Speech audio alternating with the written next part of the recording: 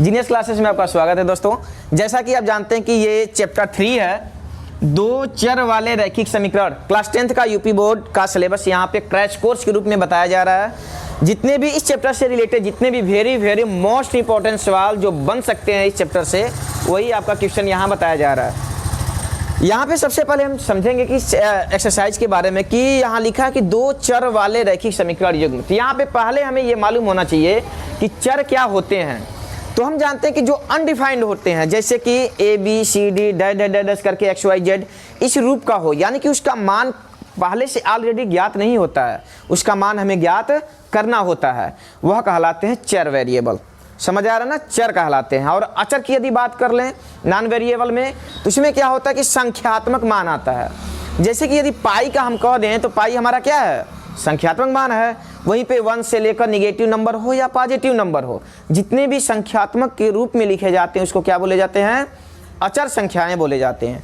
तो यहाँ पे है दो चर वाले रैखिक समीकरण। रैखिक समीकरण यानी कि घात 1 होगा और दो चर है यानी कि दो चर उसमें विद्यमान होंगे। जैसे कि एक्स वाई के रूप में होगा, पी क्यू के रूप में हो सकता है, ए बी के रूप का भी हो सकता है। जैसे कि हम ये कहें कि दो चर वाले रैखिक समीकरण यदि लिखना हो, हम लिख सकते हैं A X plus B Y plus C equal to 0। समीकरण है तो इक्वल टू 0 में आएगा। और इस कंडीशन में हम x और y है, यह हमारा चर है, ठीक है। और एक और ये दो चर यहाँ पे उपस्थित है। यदि बात करें a, b और c का, यह क्या है, अचर पद है। और यहाँ पे देखें तो a equal to not 0 and b equal to not 0। A और बी का मान इस इक्वेशन के लिए 0 नहीं हो सकता है। यदि मान लेते हैं कि 0 हो जाए, यदि 0 हो जाए ए का मान, तो यक्ष भी 0 हो जाएगा ना। तो क्या दो चर बचेंगे, दो चर नहीं बचेंगे। समझ आ रहा है, क्योंकि यह भी क्या हो जाएगा, 0 हो जाएगा। सेम कंडीशन बी का भी मान 0 नहीं होगा। यदि बी का भी मान 0 हो जाता है तो वाई भी क्या हो जाएगा, 0 हो जाएगा। तो दो चर नहीं रह पाएगा यहाँ पे। तो ये हमारा है दो चर वाले रैखिक समीकरण। अब इसके कुछ मोस्ट इंपॉर्टेंट जो होते हैं उसको हम ध्यान से समझेंगे। जैसे कि इक्वेशन दिया है a1 x plus b1 y plus c1 equal to 0 and a2 x plus b2 y plus c2 equal to 0। जैसे कि यदि दो चर वाले रैखिक समीकरण, दो समीकरण दिया हो, उस कंडीशन में पहले किसी में भी इसमें a1 इसको कर सकते हैं, a2 इसको कर सकते हैं। किसी भी एक समीकरण में जो संख्यात्मक मान रहेगा तो वह हो जाएगा a1 b1 c1। Second equation के लिए हो जाएगा a2 b2 c2। यदि a1 upon a2 equal to not b1 upon b2 है तो रेखाएं कैसी मिलेंगी, प्रतिच्छेदित मिलेंगी। प्रतिच्छेद करेंगी रेखाएं, ग्राफ बनाया जाएगा तो वहां से देखना है, प्रतिच्छेदित रेखा या रेखाएं प्राप्त होंगी यहाँ पे, ठीक है। इसके बाद इसके कितने हल होंगे, अद्वितीय हल, यानी कि केवल एक हल मिलेगा इसका, केवल एक हल प्राप्त होगा, यानी कि अद्वितीय हल इसका मिलेगा, ठीक है। अब देखें संगत होगा कि असंगत होगा, संगत होगा। तो संगत एक ही में हम सब समझते जा रहे हैं। यदि इस रूप का होता है इक्वेशन, यानी कि यहाँ पे जो भी मान रहेगा यहाँ पे इसका बटा कर लेंगे बराबर b1 अपान b2। यदि बराबर नहीं होता है तो वह क्या कहलाएगा, संगत कहलाएगा। उसका केवल एक हल मिलेगा। और जो रेखाएं ग्राफ में मिलेगी ना ज्यामिति में, उसका क्या मिलेंगी, प्रतिच्छेदित दोनों रेखाएं कटती हुई मिलेंगी। अगला मिलेगा a1 upon a2 equal to b1 upon b2 equal to c1 upon c2। यदि इस रूप का समीकरण है तो रेखाएं कैसी होंगी, समपाती होंगी, समपाती रेखाएं प्राप्त होंगी। और समपाती रेखा का मतलब होता है रेखा के ऊपर ही रेखा मिलना। समझ आ रहा है, यानी कि जब ग्राफ बनाएंगे तो जहां पर एक रेखा अवेलेबल होगा वहीं पे दूसरी रेखा भी उसके ऊपर ही ड्रा की जाएगी। इसके कितने हल होंगे, अनेक हल होंगे। यानी कि x का मान जिस अनुसार रखेंगे y का मान भी उसी अनुसार मिलता जाएगा। अब बताएं संगत है कि असंगत है, संगत होगा, ठीक। यदि इस रूप का है a1 upon a2 equal to b1 upon b2 equal to c1 upon c2 के रूप का यदि दोनों समीकरण बन जाते हैं तो हम कहेंगे वह संगत है, उसके अनेक हल होंगे, समपाती रेखाएं होंगी। और एक और हमारा मिलता है A1 upon A2 equal to B1 upon B2 equal to not C1 upon C2, यदि इस रूप का है तो रेखाएं कैसी होंगी? समांतर होगी। तो रेखाएं लिखेंगे समांतर रेखाएं प्राप्त होंगी। जब इसका ग्राफ बनाएंगे तो दो रेखाएं जो प्राप्त होंगी, दोनों रेखा समांतर होंगी, पैरेलल होंगी। इसके कितने हल होंगे? इसके कोई हल नहीं मिलेगा। जब ये प्रतिच्छेदित करेंगे ही नहीं, एक दूसरे को टच नहीं करेंगी, तो इसके कोई भी हल इसका नहीं प्राप्त होगा। संगत है कि असंगत है? असंगत है। यानी कि जब कभी भी दो चर वाले रैखिक समीकरणों की तुलना करने पे यदि A1 upon A2 equal to B1 upon B2 equal to not C1 upon C2 के रूप का मिल जाता है, तो वहां पे असंगत होगा, उसका कोई हल नहीं मिलेगा और समांतर रेखाएं दोनों प्राप्त होंगी। समझ आ रहा है? इसके बाद इसके आधार पर हम पहले क्वेश्चन को समझ लेते हैं, उसके बाद बताया जाएगा प्रतिस्थापन विधि और विलोपन विधि। ठीक है, अब यहाँ पर है पहले इसमें का टाइप का क्वेश्चन हम बता रहे हैं। निम्न में से कौन संगत, असंगत, समांतर, प्रतिच्छेदित रेखाएं, संपाती रेखाएं, अद्वितीय हल, अपरिमित रूप से अनेक हल, कोई हल नहीं, इनमें से कौन है ये बताना है। जो आप एक्सरसाइज में क्वेश्चन पाएंगे तो उसमें क्या लिखा है कि उसमें बताना कि रेखाएं कैसी होंगी। ठीक, अगला उसमें पूछेगा कि संगत है कि असंगत, और एक में पूछेगा कि इसके कितने हल हैं। हम तीनों को एक ही टाइप के क्वेश्चन में हम सबमिट कर दिए हैं, यानी कि तीन टाइप के सवाल को हम एक ही में बताएंगे, उसको ध्यान से समझना है। यहाँ पे देखिए, जैसे कि अभी जस्ट फार्मूला बताया गया कि ये 5 है, तो ये क्या है? A1 बराबर 5, A1 हो गया। ये क्या है? B1 बराबर -4 सिंबल के साथ रखेंगे। C1 बराबर 8, इसके अकॉर्डिंग A2 बराबर 7, B2 बराबर 6 और C2 बराबर -9। समझ आ रहा है? अब यहाँ पे हम ध्यान से देखेंगे, लिखेंगे 5 बटा A1 अपान A2 7 हो गया, बराबर -4 बटा 6।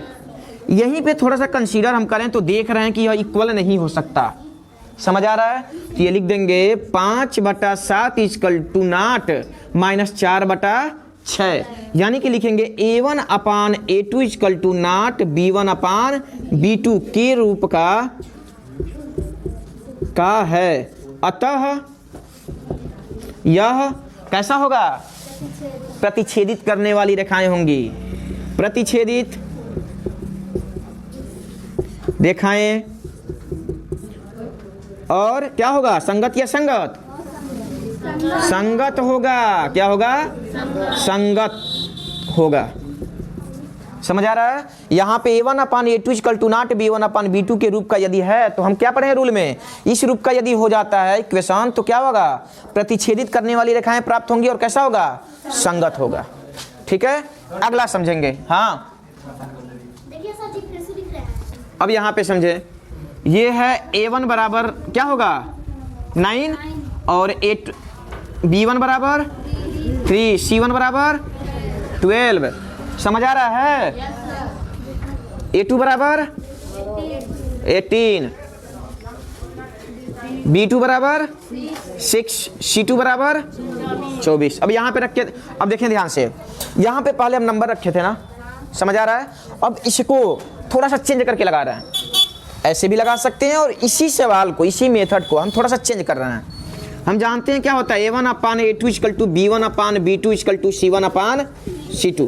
इस रूप का हम पहले लिख लिए। A1 का मान 9 रख देते हैं, A2 का मान 18 बराबर B1 का मान 3, B2 का मान 6, 9 दूना 18, 3 दूना 6 बराबर आ रहा है, बराबर C1 का मान 12, C2 का मान 24, 9 दूना 18, 3 दूना 6, 12 दूना 24, 1/2 बराबर 1/2 बराबर 1/2। यहाँ पे पहले मान रख के उसके बाद हमें फार्मूला को रखे हैं। यहाँ पे पहले फार्मूला रख के ऐसे, तो यहाँ भी हम पहले ये रख के तब ये रख सकते थे, लेकिन ये रखते तो पता नहीं चलता कि बराबर है कि नहीं है। समझ आ रहा है? तो लास्ट में उसको हम काटना ही पड़ता है। और यहाँ पे तो लिखेंगे यह कैसा होगा? जब A1 upon A2 equal to B1 upon B2 equal to C1 upon C2 के रूप का होता है, तो रेखाएं कैसी प्राप्त होती हैं? संपाती। लिखेंगे यह संपाती रेखाएं होंगी। और संगत होगा क्या संगत होगा? संगत होगा। और संगत होगा। समझ आ रहा है? तो यहाँ पे ये है आपके लिए होमवर्क रहेगा जो आप सेल्फ स्वयं लगाएंगे। 6x माइनस 3y प्लस 10 बराबर 0, 2x माइनस वाई प्लस 9 बराबर 0। इसका हम लिख दे रहे हैं समांतर रेखा मिलेगा, इसके कोई हल नहीं होंगे। और ये क्या कैसा होगा? असंगत होगा। आप स्वयं इसको सॉल्व करेंगे और यही मिलना चाहिए। ठीक है। इसमें एक चीज़ लिखना छूट गया है, हमें ये बताएं यदि a1 upon a2 equal to not b1 upon b2 के रूप का है तो इसके कितने हल होंगे?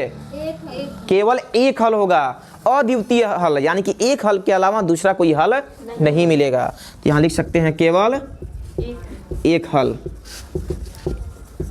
और इसमें क्या होंगे?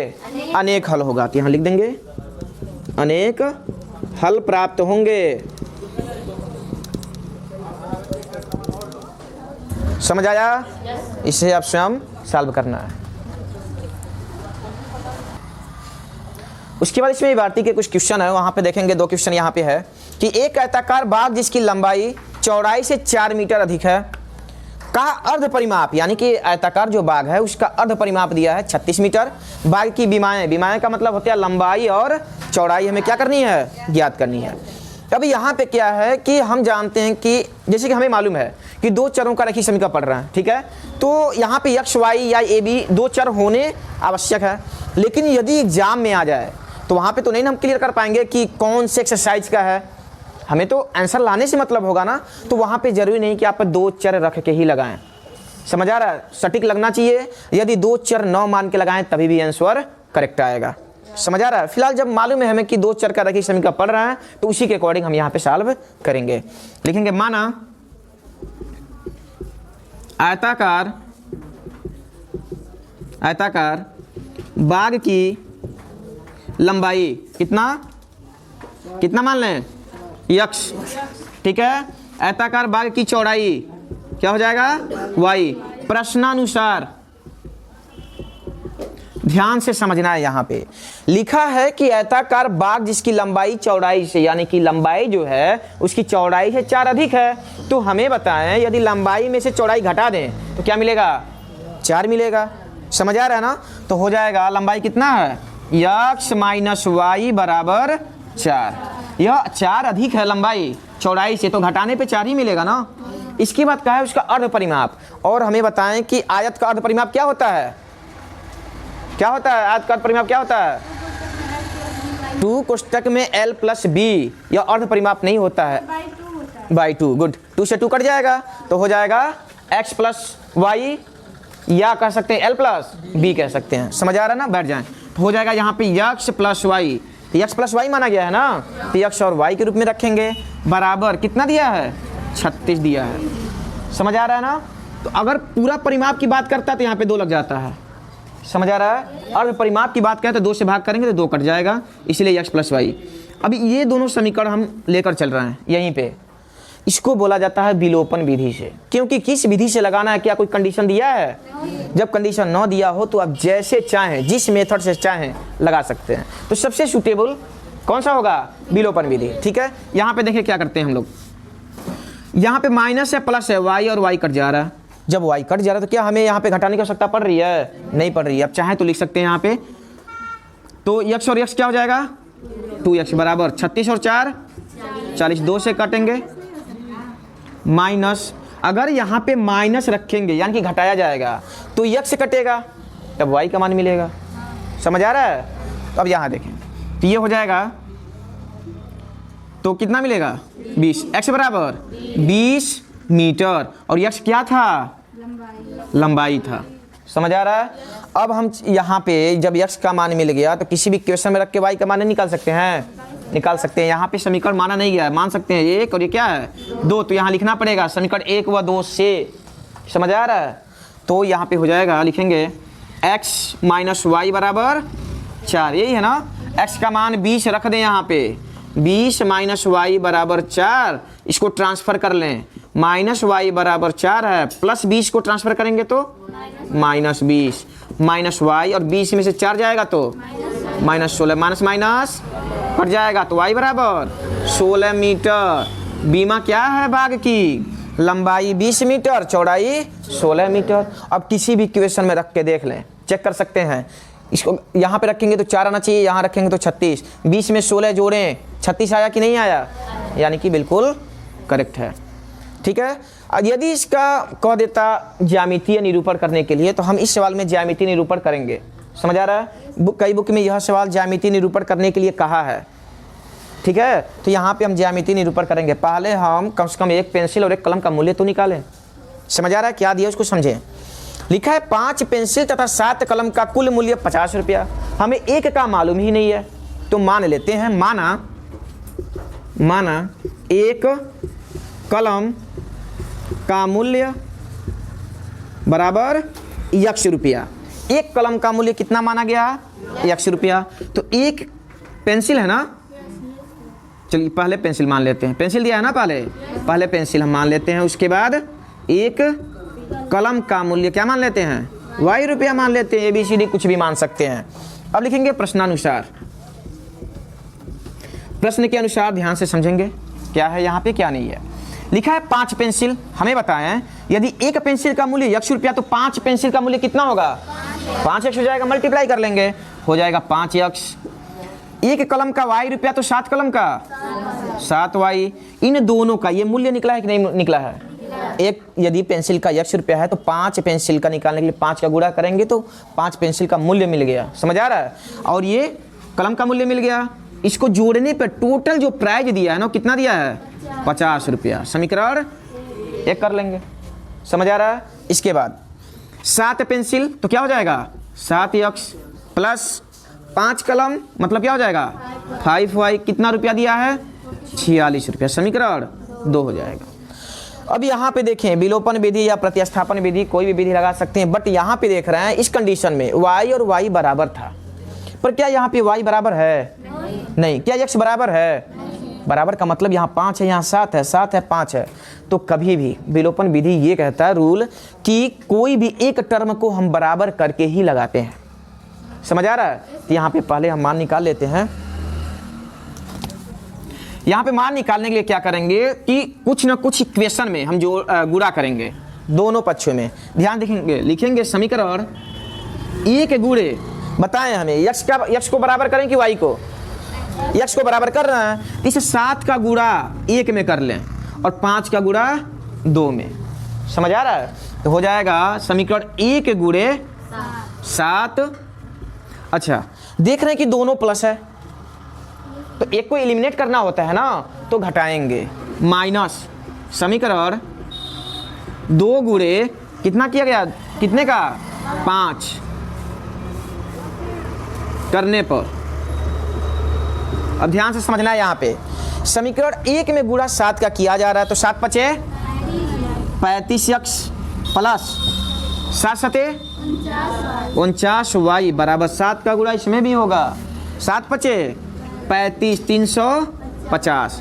समीकरण 2 में गुणा 5 का करना है, ठीक है ना। 7 पचे 35x प्लस 5 पचे 25y बराबर 46 पचे कितना होगा?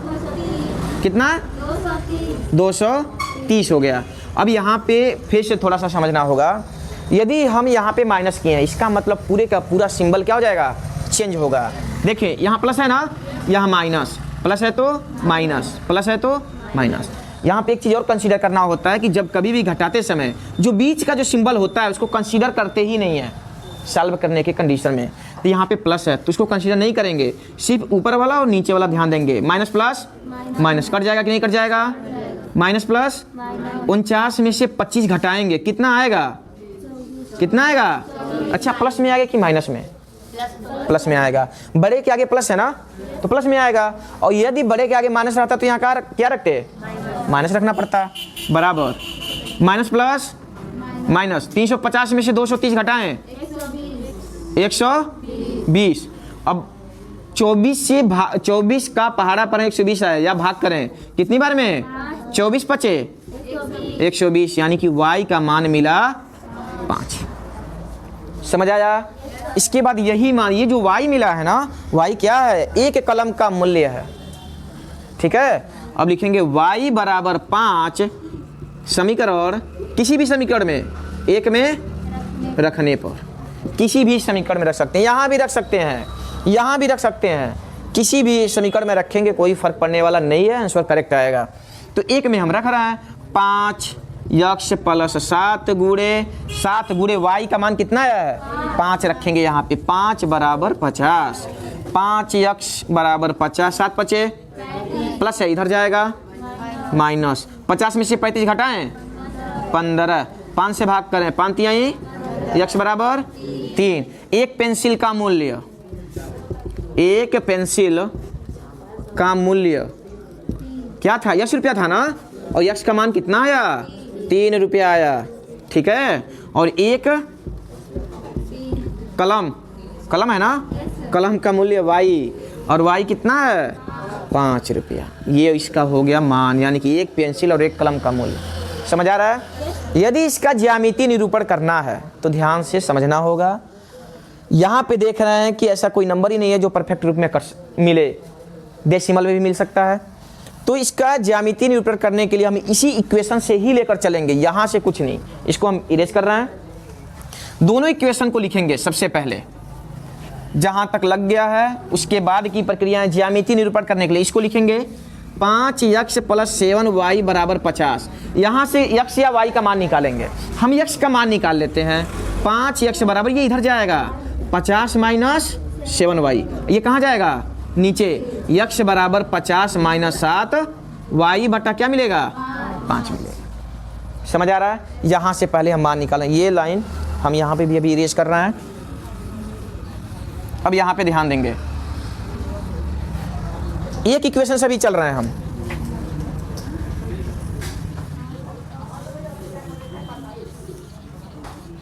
यक्ष y कितना, 2 मान निकाला जा रहा है, दो मान चलेगा ना, कुछ भी मान के निकाल सकते हैं, 2 ही मान निकाला जा रहा है, ध्यान से समझेंगे।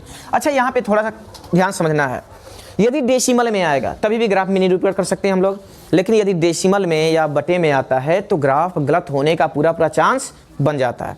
हम ऐसा कुछ दिमाग लगाएं कि जो यहाँ पे y का मान रखें और ये 50 में से घटाने पे 5 से पूरा क्या हो जाए, कट जाए। समझ आ रहा है। बताएं y का मान क्या रखें, ऐसा y का मान क्या रखें कि घटाने पे 5 से क्या हो जाए, पूरा कट जाए। तो क्या रखें, 5 रखना है, y बराबर 5, ध्यान समझना है। तो यक्ष बराबर 50 माइनस y की जगह पे 5 रखेंगे, 7 गुणे 5 बटा 5 बराबर 50 माइनस 7 पचे 35 बटा 5, 50 में से 35 घटाएं कितना आएगा 15 बटा 5, 5 तिहाई 3, यानी कि यक्ष का मान मिला 3, y का मान मिला 5। अब y का मान क्या रखें, 10 रख लेते हैं। अब यदि 1 मिल गया ना तो बाद वाला मिल आवश्यकता, ज़्यादा दिमाग लगाने की आवश्यकता नहीं है, उसी के मल्टीपल में आप रख दें। ठीक है, y 5 रखे तो 5 10 रखते हैं, -5 रख देते तभी भी आ जाता। जो चाहे वह मान रख सकते हैं, जो ग्राफ पे आप अच्छे से दिखा सकें। 10, अब यहीं से यक्ष का मान निकालना है, ध्यान से समझना है। y का मान 10 रखे हैं, 10 रख देते हैं, यहाँ पे रखें 10, 10 सत्ते कितना होता है 70, 70 में से 50 घटाएं -20, -20 को 5 से भाग करें -4, यक्ष का मान -4। कोई डाउट। ये तो अभी एक मिला, अब अभी ये बाकी है, इसको भी अभी इसी तरह निकालेंगे। 7 यक्ष प्लस 5y बराबर 46, ये हो जाएगा 7 यक्ष बराबर 46, ये इधर जाएगा तो -5y, 7 आएगा नीचे, x बराबर 46 माइनस 5y डिवाइडेड बाई 7। इसको भी सेम कंडीशन लगाएंगे इसी तरह, यक्ष y। फिर से यहाँ पे वही प्रक्रिया है, y का मान ऐसा क्या रखें कि 46 में से घटाने पर 7 से डिवाइड करें तो पूरा कट जाए, -2। अब ये आप ये सोच रहे होंगे कि -2 ही क्यों रखें, ध्यान से समझें। जब इस सवाल को लगाते लगाते आप क्लास 10th में है, सवाल ऑलरेडी पढ़ चुके हैं, पूरा एक सवाल एक्सरसाइज पढ़ चुके हैं, इसलिए आप क्रैश कोर्स यहाँ से देख रहे हैं। तो इस बात को ध्यान समझें कि यहाँ पे -2 ही क्यों रखा गया, क्योंकि आप इस तरह का बहुत ज़्यादा सवाल लगा चुके हैं। आपको मालूम होगा कि -2 रखें कि 1 रखें कि 4 रखें कि 400 रखें कि 500 रखें, समझ, ये बताने की आवश्यकता यहाँ पे नहीं है। तो यहाँ पे -2 ही रखा जाएगा, क्योंकि ध्यान से समझें, यहाँ पे यदि -2 रख रहे हैं, y का मान -2, तो यहाँ पे क्या मिलेगा समझें, x बराबर 46 -5 गुणे -2 बटा 7, ये होगा 46 माइनस माइनस प्लस 5 दूना 10 बटा 7। 46 में से 10 जाएगा कितना होगा, सॉरी 46 में 10 जुटेगा तो कितना होगा 56 होगा बटा 7। 7 बटे देखें, यदि कुछ और अंक रखे होते मनमानी तो क्या 7 से पूरा कट पाता, जरूरी नहीं है कि कट पाता। समझ आ रहा है। अब ये रख दे 8। अब हम चाहें तो 2 है ना, 2 घटाते जाएं रखते जाएं तभी भी कोई दिक्कत ना है, और 2 दूना 4, 4 रख सकते हैं। समझ आ रहा है ना, तभी भी वो मल्टीपल में आ जाएगा। अब एक यहाँ पे देखें, अब बताएं y का मान क्या रखे हैं 5, y का मान 5 रखा गया है। तो अब देखिए x का मान यहाँ डायरेक्ट निकाला जा रहा है, ठीक है। 5 5 बचे 25, 46 में से 25 घटाएंगे कितना होगा, कितना होगा 21 होगा, और 7 से 21 में भाग करेंगे तो 3, 7 त्रिक 21, 3 हो जाएगा, यहाँ पे 3। अब इसका ज्यामितीय ग्राफ हम बना रहे हैं, उसको समझना है, इसको हम मिटा रहे हैं और यहीं पे इसका निरूपण कर रहे हैं।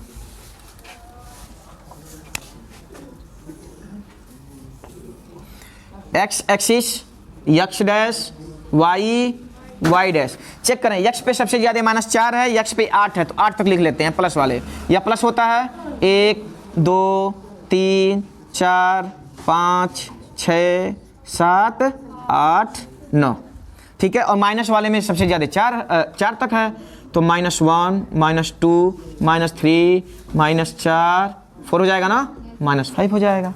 समझ आ रहा है। इसके बाद y वाले चेक कर लेते हैं, 10 तक है, 10 तक है तो ये हो जाएगा 1 2 2 3 4 5 6 7 8 9 10 यहाँ आ रहा है। और यहाँ देख लेते हैं -1 -2 -3 -4। अब यहाँ समझेंगे ध्यान से, 3,5 सबसे पहले x एक्सिस पे प्लस वाला चेक करें, यहाँ पे है, और 5 y पे 5 प्लस में कहाँ है, यहाँ है। इसको डैश डैश करके आगे तक बढ़ाएंगे, इसको ऐसे सीधा एकदम सीधा परपेंडिकुलर लाइन में इसको मिला देंगे, ये पॉइंट मिला है।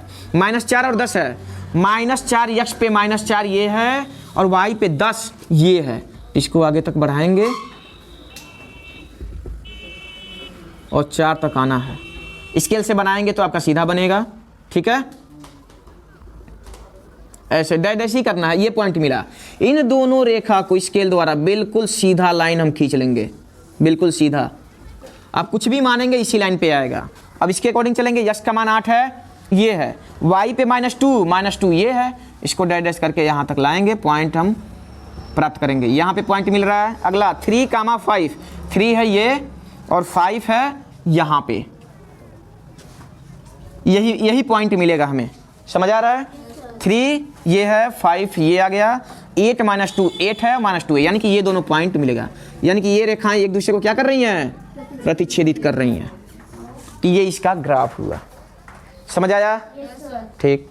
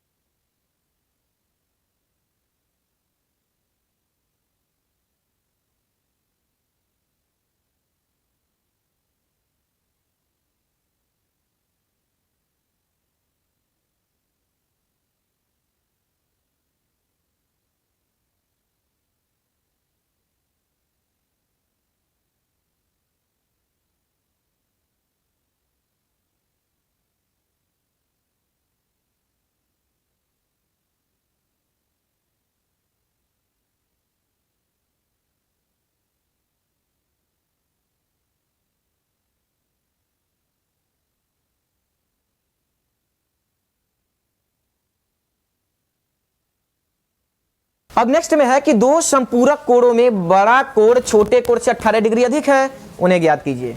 या चाहे तो बिना दो चरों के रैखिक समीकरण के अलावा भी हम क्या कर सकते हैं, लगा सकते हैं। समझ आ रहा ना। इसमें क्या होगा कि सबसे पहले हमें ये बताएं कि संपूरक कोण का मान कितना होता है, 180 होता है। तो 180, उसमें से एक कोण 18 क्या है, अधिक है, मतलब एक कोण 18 क्या होगा, कम होगा। 180 को ऐसा डिवाइड कर दें कि एक का मान 18 अधिक हो और एक का 18 कम हो, वही हो जाएगा आंसर। लेकिन यहाँ पे लगाएंगे कैसे, इसको ध्यान से समझेंगे। लिखेंगे माना बड़ा कोण बराबर x और छोटा कोण क्या मान लेते हैं, y मान लेते हैं अकॉर्डिंग टू क्वेश्चन, प्रश्नानुसार ध्यान देंगे। अच्छा, बड़ा कोण यक्ष है, अब बड़े में से जब छोटा कोण घटाएंगे तो बताएं 18 ही मिलेगा ना जी, मिलेगा ना। फिर समीकरण 1 कर लेते हैं। अच्छा, यदि दोनों कोणों को हम जोड़ लें तो कितना मिलेगा, 180 ही मिलेगा ना। बस अब यहाँ पे देख लें, सीधा सा है कि y यहाँ से एलिमिनेट हो जाएगा, यक्ष और यक्ष बचेगा। तो यहाँ पे लिख सकते हैं समीकरण 1 + 2 से दोनों को जोड़ लेते हैं। तो x - y बराबर 18, x + y बराबर 180। इसमें सिंबल चेंज होगा, नहीं होगा ना, क्योंकि यहाँ पे जोड़ा गया है। y से y कट जाएगा, x और x 2x। 180 में 18 जोड़ेंगे तो कितना होगा, 198, यही होगा ना। और 2 से इसको काट देंगे, 2 9 18, 2 9 18, x बराबर 99। x का मान बड़ा था ना, यानी कि अगला वाला जो आएगा इसको चाहे तो आसानी से इसमें से कितना माइनस कर दें। समझ आ रहा है कि नहीं आ रहा है, 18 घटा देंगे आंसर आ जाएगा। और नहीं तो एक काम करें, लिखेंगे समीकरण 1 से x बराबर कितना रखना है, 99 रख देना है। x की जगह पे रख दें 99 माइनस y है ना, y बराबर 18। y को इधर कर ले तो माइनस है तो क्या हो जाएगा जी, प्लस। 99 अपने जगह पे है, ये इधर जाएगा तो माइनस 18। 9 में से 8 गया और 9 में से 1 गया 8, ये y का मान है। यही पूछा था, ये दोनों डिग्री निकल गया। दोनों को ऐड करके देखें, 99 और 81 टोटल मिलाकर कितना होगा, 180 होगा। समझ आ रहा है। तो यही डिग्री का मान यहाँ पे फाइंड करना था। 180 में से 99 घटा देंगे तभी भी 81 ही आ जाएगा। समझ आ रहा है। ऐसे भी कर सकते थे, एक का मान निकल गया तो। लेकिन यहाँ पे क्या होता कि हम लोग ज्योमेट्रिक नहीं पढ़ रहे हैं, समझ आ रहा है ना, या अंश माप का कोई यहाँ पे है नहीं। यहाँ पे हम लोग पढ़ रहे हैं दो चरों का रैखिक समीकरण, तो वहाँ पे x y के रूप में माना गया, इसलिए यह मान हमें इक्वेशन में रखना पड़ रहा है। समझ आ रहा है। अब एग्जाम में काम ही न करे दिमाग कि क्या करें, हम इक्वेशन में रखें या सर 180 में से घटा दें, आंसर तो सही आएगा ना। लेकिन वहाँ पे आपका नंबर कट सकता है, वो चेक करने जो सर चेक करेंगे उनके ऊपर डिपेंड कर रहा है कि यदि 180 में से घटाएंगे तो आंसर 81 ही आएगा। वो नंबर काटते हैं कि नहीं काटते हैं, ये उनके ऊपर डिपेंड कर रहा है। समझ आ रहा है कि नहीं आ रहा है। लेकिन सबसे बेस्ट मेथड होगा कि अगर इस चैप्टर का सवाल है तो आप इस तरह लगाएं। अब वहाँ पे नहीं यदि आता है याद कि किस चैप्टर का सवाल है, तो मेथड तो बहुत सारे हैं जैसे कि अभी बताया गया। समझ आ रहा है ना, तो इसे लगा सकते हैं। यदि किसी भिन्न के अंश और हर में 2 जोड़ दिया जाए तो वह भिन्न 9/11 हो जाती है। यदि अंश और हर दोनों में 3 जोड़ दिया जाए तो वह कितना हो जाता है, 5/6। तो वह भिन्न ज्ञात करना है। समझ आ रहा है। तो सीधा यहाँ लिखेंगे, माना वह भिन्न क्या है, x/y है। ध्यान देना, प्रश्नानुसार ध्यान से यहाँ पे समझना है। कह रहा है कि उसके अंश और हर दोनों में 2 जोड़ना है। इसमें x + 2/y + 2, तो 2 जोड़ रहे हैं तो कितना हो जा रहा है, 9/11 हो रहा है। यहाँ लिख देंगे 9/11। क्रॉस मल्टीप्लाई करेंगे, 11 क्या गुणा x में, 11 दूना 22, 9 का y में और 9 का 2 में गुणा करेंगे तो 18। ये हो जाएगा 11x। इसको ट्रांसफर करेंगे, प्लस है तो माइनस, बराबर 18। ये इधर आएगा, प्लस है तो माइनस। 11x - 9y, 18 में से 22 घटाएंगे तो -4 मिलेगा कि 4 मिलेगा, समीकरण 1। पुनः ध्यान देंगे, कहा है कि उसके अंश और हर में कितना जोड़ रहा है, अब 3 जोड़ने पर उसका भिन्न कितना हो जा रहा है, 5/6 6 क्रॉस मल्टीप्लाई फिर से करेंगे। 6 का गुणा x में 6 की 18, 5 का y में प्लस 5 का 3 में 15, ये हो जाएगा 6x, इसको ट्रांसफर -5y बराबर 15, इसको इधर करेंगे तो -18। तो यहाँ क्या मिलेगा, इसको ध्यान से देखेंगे। 6x - 5y, 15 में से 18 घटाएंगे तो -3, समीकरण 2। अब यहाँ पे ध्यान से समझे, यहाँ पे 11, यहाँ पे 6 आया, यहाँ पे 9 आया, यहाँ पे 5 आया। किसी एक टर्म को बराबर करना पड़ेगा, समझ आ रहा है? तो लिखेंगे समीकरण 1 गुणे, बताएं 1 में गुणा कौन सा बराबर करें, x की y को बराबर करें। ठीक ध्यान देंगे, तो y में यहाँ पे क्या है, तो 1 में गुणा किसका करना पड़ेगा, 5 का, 1 गुणे 5। और ध्यान देंगे यहाँ माइनस है, यहाँ माइनस है, जब समान सिंबल होगा तो क्या करना पड़ेगा, घटाना पड़ेगा। क्या करना पड़ेगा, घटाना पड़ेगा। तो माइनस लिखेंगे समीकरण 2 गुणे, अब 2 में गुणा किसका करना पड़ेगा, 9 का। ध्यान देना है, यदि x को बराबर करते तो 6 का गुणा 1 में कर लेते पूरे में, या 11 का गुणा इसमें कर लेते। y को बराबर कर रहे हैं तो 9 का गुणा इस पूरे में होगा, 5 का गुणा इस पूरे में होगा। समझ आया? देखें 5 का गुणा करें 1 में, 5 का गुणा हो रहा है इसमें, 11 पचे 55, x माइनस 9 का गुणा 5 में 45, y बराबर फिर 5 का गुणा 4 में -20। अब करना है 9 का गुणा इसमें, 9 का गुणा 6 में, 9 6 के 54 होता है ना, माइनस 9 का गुणा 5 में 45, y बराबर 9 का गुणा 3 में 27, है ना। और घटाया गया है पूरा सिंबल क्या हो जाएगा, चेंज हो जाएगा। देखें ये कट जाएगा कि नहीं कट जाएगा, प्लस माइनस माइनस, माइनस है प्लस है ना। 55 में से 54 घटाएंगे, प्लस की माइनस, प्लस में आएगा, बड़े के आगे क्या है यहाँ पे प्लस है, बराबर प्लस माइनस माइनस। 27 में से 20 घटाएंगे कितना आएगा, प्लस की माइनस, प्लस में बड़े के आगे क्या है, इसको कंसीडर नहीं करना है। x का मान कितना आया, 7। लिखेंगे समीकरण 1 से, समीकरण 1 से x बराबर क्या रखना है, 7 रखना है। ठीक है, देखें 1 में 11 गुणे x के जगह पे क्या रखना है, 7, -9y बराबर -4। 11 के गुणा 7 में करेंगे कितना होगा, उसको इधर ट्रांसफर कर लें तो प्लस में आएगा कि माइनस में, माइनस में, -77 हो गया। -9y बराबर माइनस माइनस चिन्ह क्या रहेगा, 77 में 4 जोड़ेंगे कितना होगा, ये कट जाएगा ना, 9 9 जा, y बराबर लिखेंगे अभिष्ट भिन्न बराबर x बटा y है ना जी। x का मान कितना आया है, y का मान कितना आया है, यही क्या हो जाएगा। यदि चेक करना है तो कुछ नहीं करना, 7 बटा 9 जो मान है ना कहीं भी रख दें, 7 रखें यहाँ पे, x का मान 7 आया है ना, 7 है ना, 7 2 9 आ गया। इसका y का मान 11 11 9 है, 9 2 11 आ गया, आया कि नहीं आया, ऐसे चेक कर सकते हैं। कि क्वेश्चन क्या है कि 5 वर्ष बाद जैकब की आयु उसके पुत्र की आयु से 3 गुनी हो जाएगी। 5 वर्ष पूर्व जैकब की आयु उसके पुत्र की आयु की 7 गुनी थी, तो उनकी वर्तमान आयु ज्ञात करना है। तो लिखेंगे सॉल्यूशन में, माना जैकब की वर्तमान आयु बराबर x वर्ष मान लेते हैं, और जैकब के पुत्र की वर्तमान आयु, जैकब के पुत्र की वर्तमान आयु क्या हो जाएगा, y वर्ष। समझ आ रहा है, ये वर्तमान माना गया है। अब ध्यान से देखेंगे प्रश्नानुसार, प्रश्न के अनुसार यहाँ पे लिखा है कि 5 वर्ष बाद, यानी कि वर्तमान में जो वर्ष है ना उसके 5 वर्ष बाद, समझ आ रहा है, तो दोनों में क्या करेंगे, 5 वर्ष जोड़ेंगे। 5 वर्ष बाद का है तो 5 वर्ष जोड़ेंगे, यहाँ पे हो जाएगा x प्लस 5 और y प्लस 5।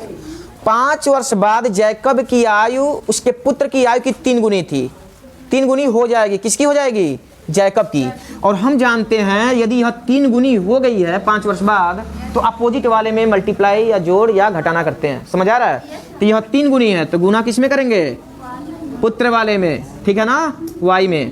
तो ये हो जाएगा x प्लस 5 बराबर 3 का गुणा कर लें y में 3y और 3 का गुणा 5 में हो जाएगा ना x, ये इधर जाएगा प्लस है तो माइनस बराबर, इसको इधर कर लें 15 अब प्लस 5 इधर आएगा तो -5 x माइनस 3y बराबर समीकरण। पुनः ध्यान देंगे, अब कह रहा है कि 5 वर्ष पूर्व मतलब वर्तमान समय से 5 वर्ष पहले, ठीक है, तो हो जाएगा x माइनस 5 यही ना होगा और y माइनस 5। 5 वर्ष पहले, पहले कहता है तो घटाते हैं और बाद में कहेगा तो जोड़ते हैं। तो बराबर कैसे दिखाएंगे, ध्यान देना। कह रहा है कि 5 वर्ष पूर्व जैकब की आयु उसके पुत्र की आयु की 7 गुनी थी।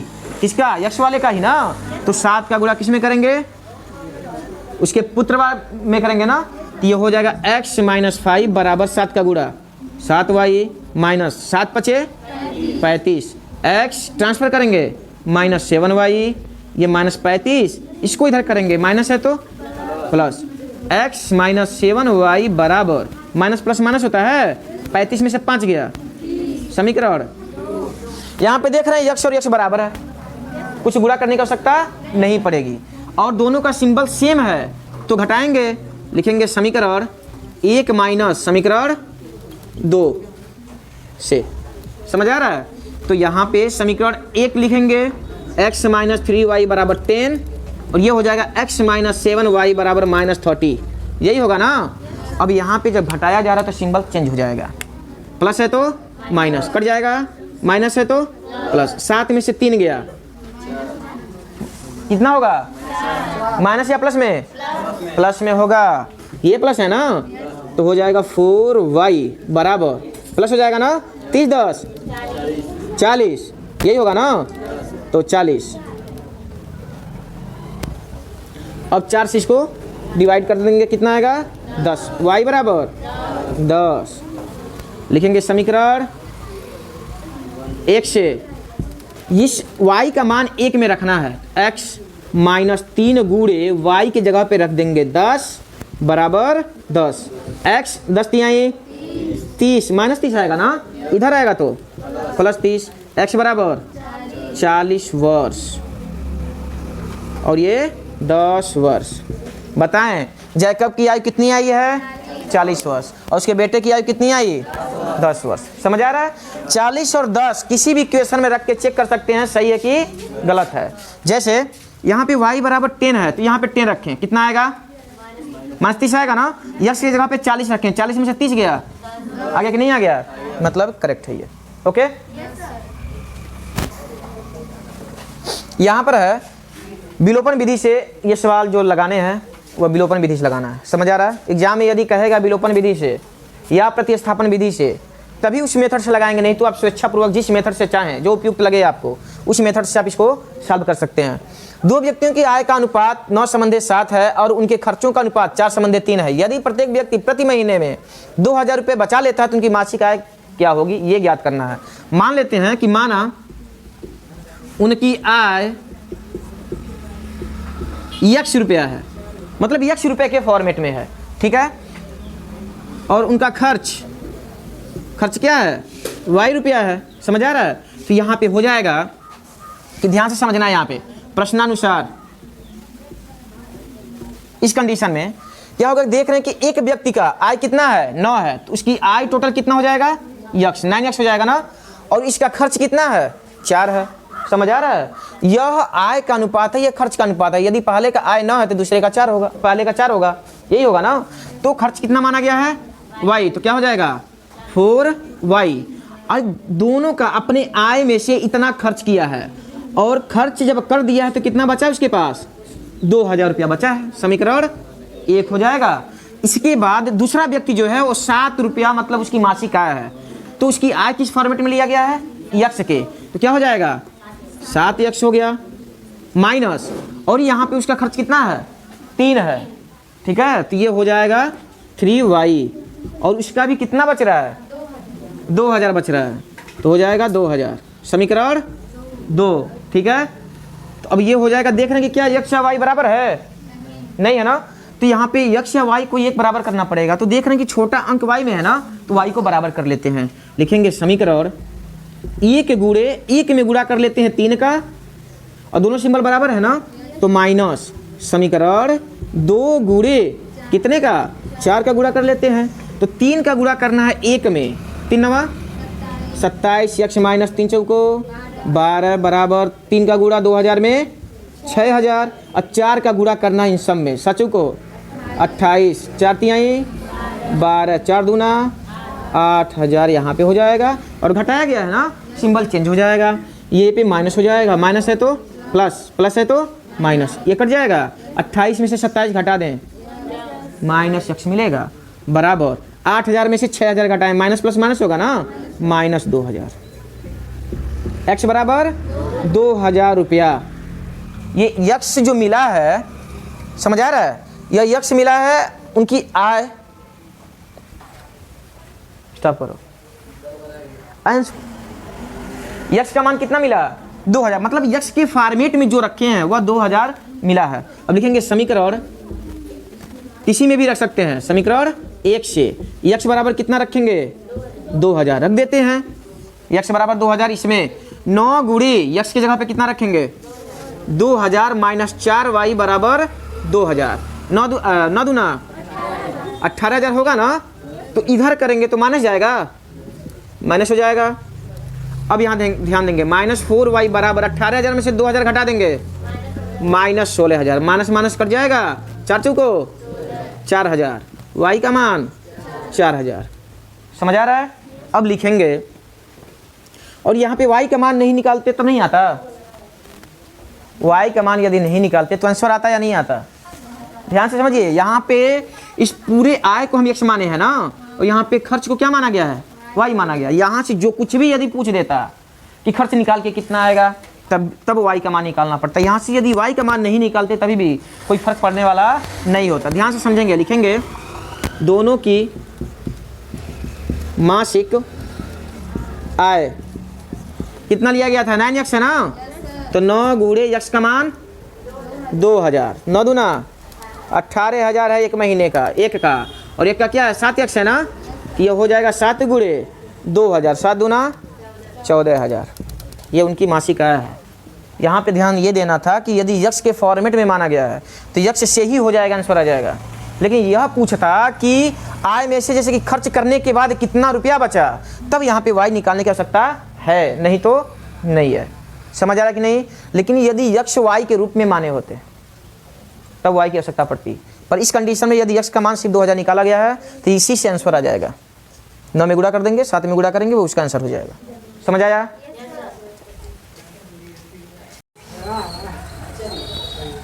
इसके बाद है 2 अंकों की एक संख्या एवं उनके अंकों को उलटने पर बनी संख्या का योग 66 है, 66 है।